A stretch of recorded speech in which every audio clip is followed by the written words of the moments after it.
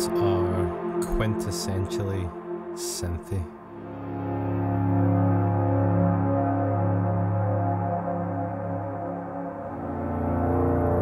There's no better way to make deep, dark, and ambient, suspenseful drones.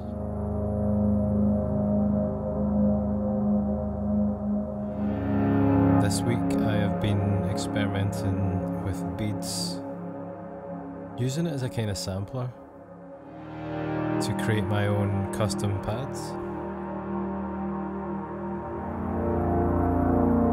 And in today's video I will walk you through the process and make some new ones.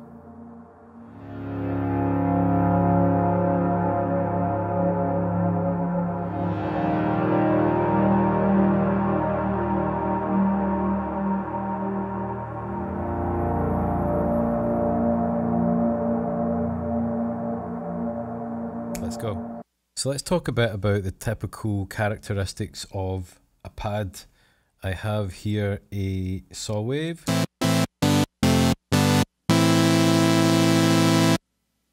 and the first thing I'm going to address is the envelope. Typically you're going to want a sort of long attack and a slow release, because you want your pads to be, you know, fading in and fading out. So let's have a listen here.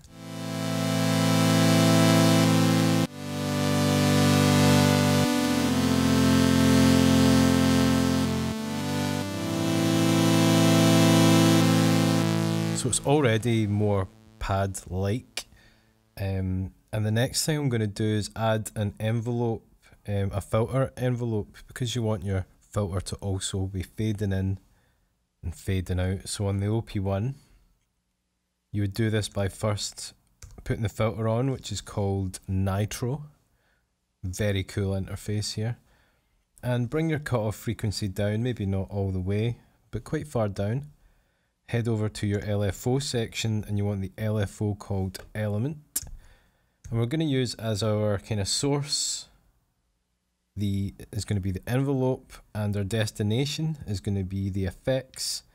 And just want to make sure you're going to be modulating the cutoff, which is the red one. If you see here, good color coding systems on the OP1. And now we should have a filter envelope. Let's check this out.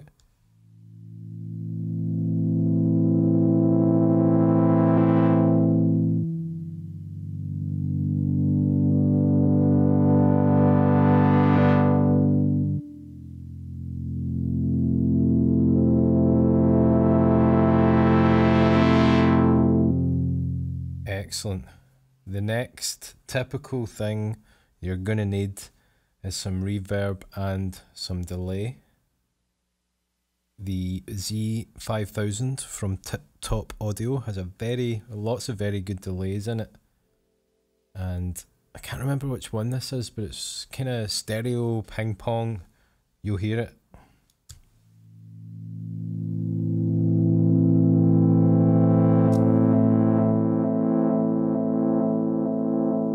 Super nice. Maybe I'll bring the attack down a touch.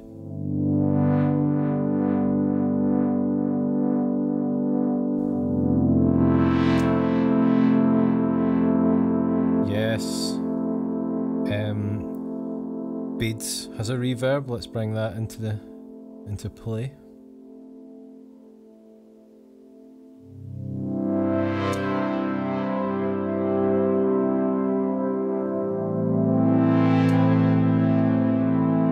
And I'm also gonna double down on my reverb. I'm gonna bring in the black hole algorithm on the effects aid.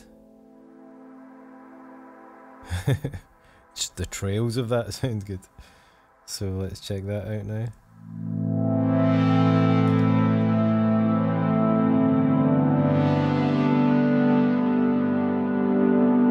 I'm gonna increase the attack a touch. Make it very slow.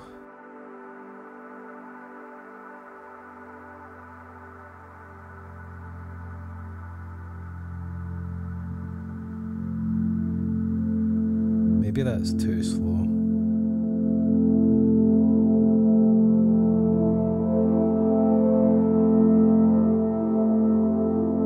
Yes, it's too slow. Let's try that.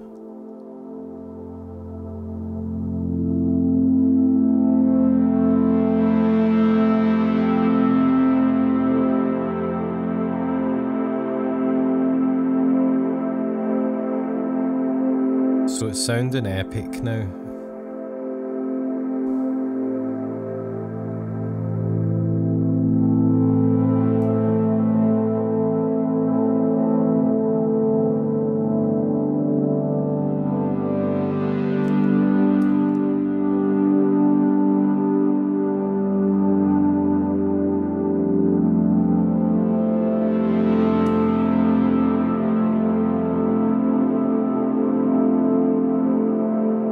Get it sounding epic, that's when you want to kind of transfer over to beads and start using beads as a sampler.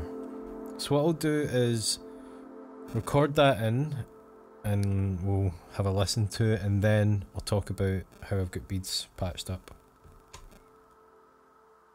So I'm just going to play the final chord of that kind of 3-chord progression.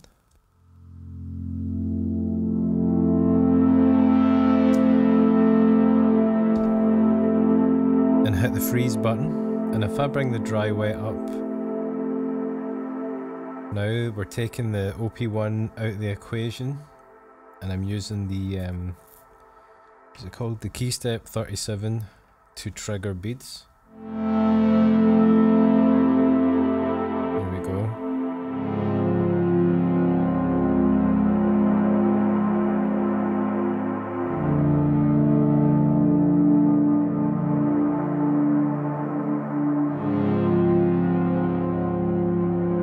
Yeah.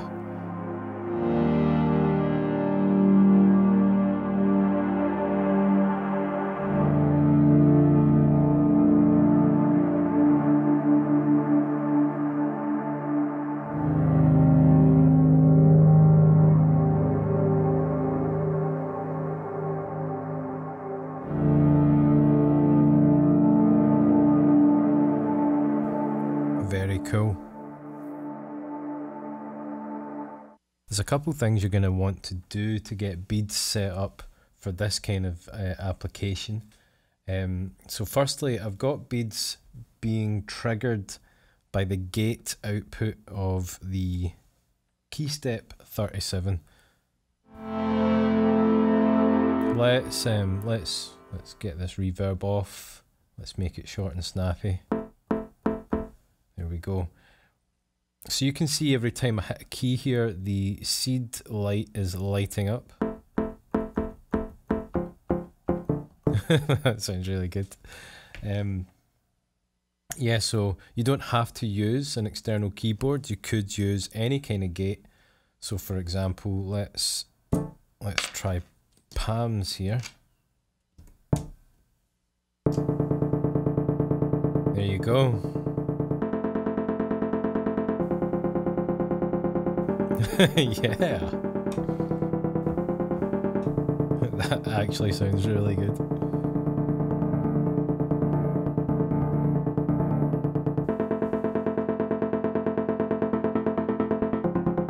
Oh yeah.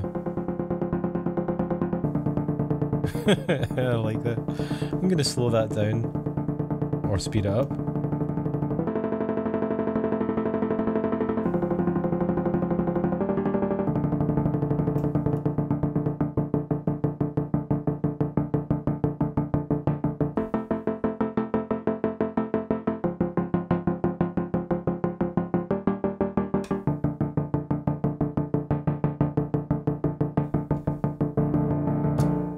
Excellent. That was unexpected. Yeah, so the gate is coming in and triggering beads, and next you're going to want some kind of volt per octave signal, which I've got again coming from the key step 37 into the pitch attenue randomizer, which you're going to want turned all the way counterclockwise. And one issue that I did encounter was when I had the gate coming straight from the key step into the seed input, the volt per octave was not tracking. And I read on a forum online that this could be because when I'm triggering a new gate, the previous gate had not yet finished. And one way around this was to put your gate into an envelope with a slow attack on. So what I've done is I've got the gate coming from the key step into maths with the slow attack here and then into the seed input, and that did fix the problem. So yeah, you're going to want to increase the size, and ideally you're going to want to use the triangle envelope so that it fades in and fades out in the way pads do. Can make that a bit longer.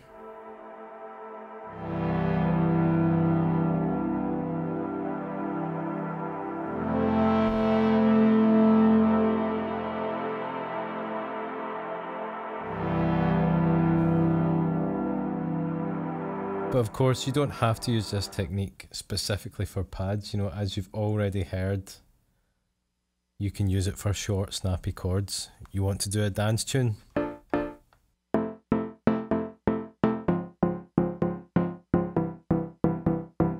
You just need 4 on the floor underneath it.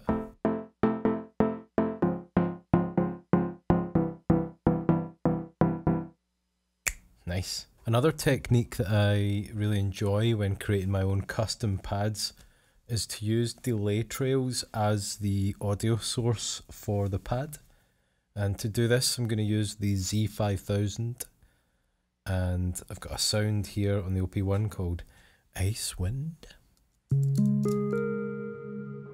Lovely little sound. Let's play that again. Bring in this delay.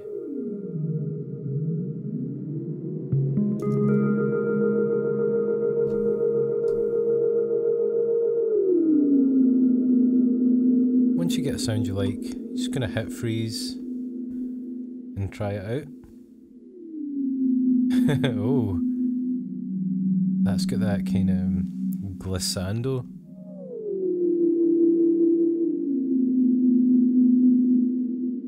Which is cool, but not exactly what I'm after, so let's try another one.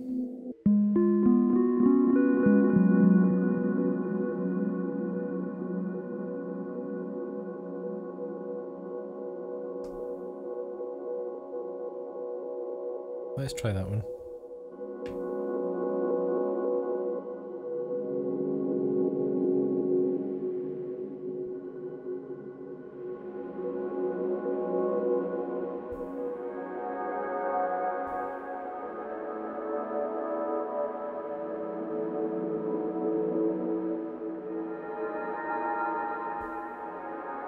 Yeah.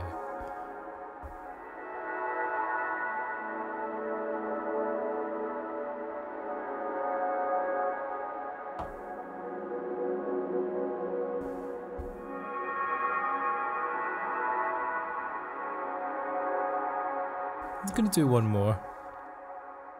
As you can tell though, it's such a cool way to create your own sounds. Very unique, you'll never get the same one twice.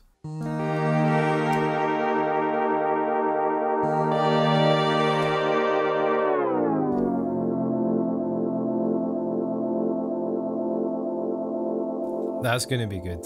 Come on.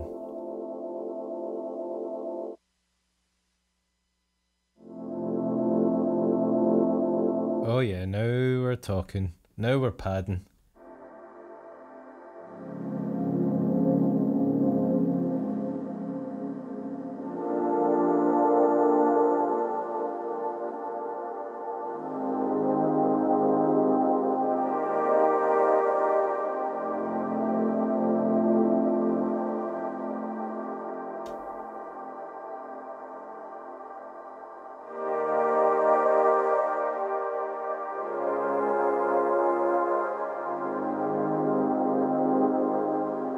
That might be the best one yet.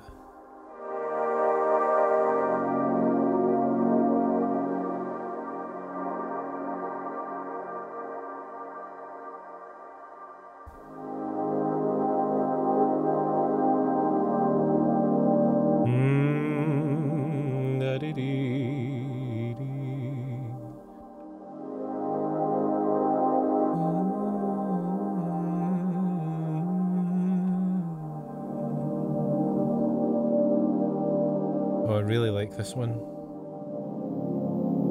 And I think in this modern world of presets, I don't know why I'm doing that, but in this world of presets, it's very important to be creating your own sounds.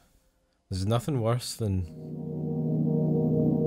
listening to someone else's sound and hearing a sound that's like the main sound in your sound, being like, God, they've used that preset A52 that I used.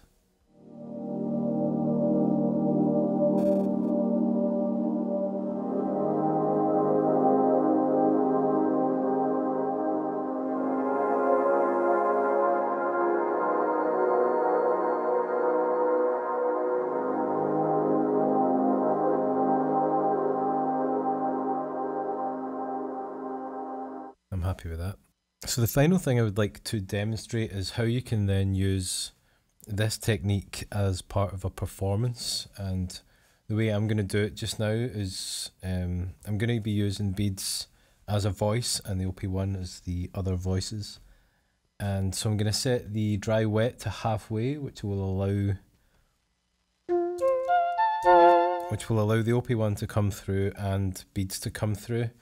And I'm just going to put down a very simple sequence on the key step. So let's do that first of all.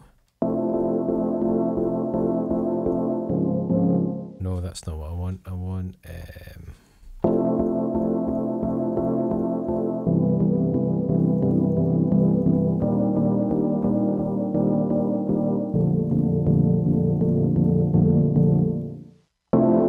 so that is now in.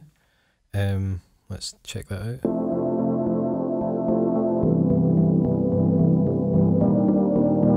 So that's going to be the kind of chord foundation of my track. I've got a beat that I put down on the OP1. It literally took me 4 seconds. I just hit the notes in the sequence and it turned out alright. So it sounds like this.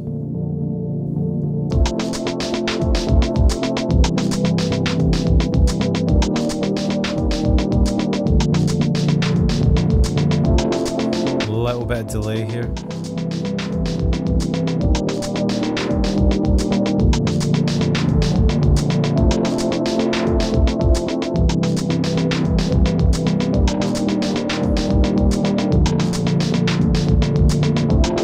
Bit of data bender, obviously.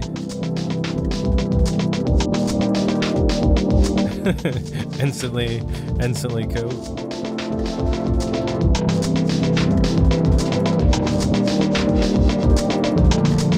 Bring in some reverb.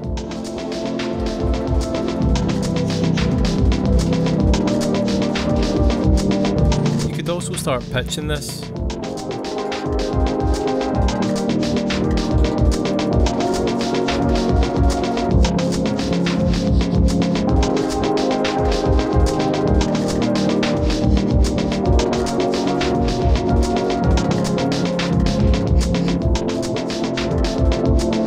On the effects aid, I have the kind of the lo-fi one. I've forgotten what it's called now, actually. It's annoying. I'll put it up here somewhere. But it has the, it's got the DJ filter.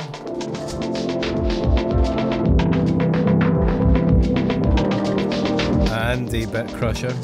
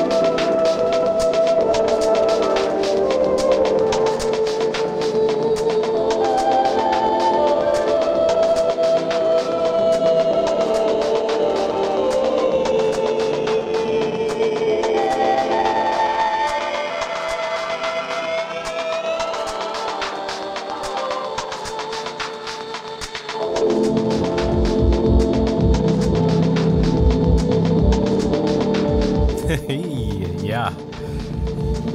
So I really hope you've enjoyed this video on pads.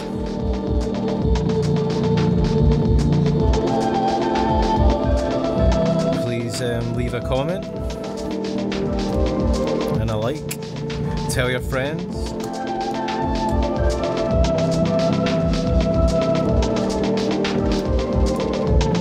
And I'll catch you all next time.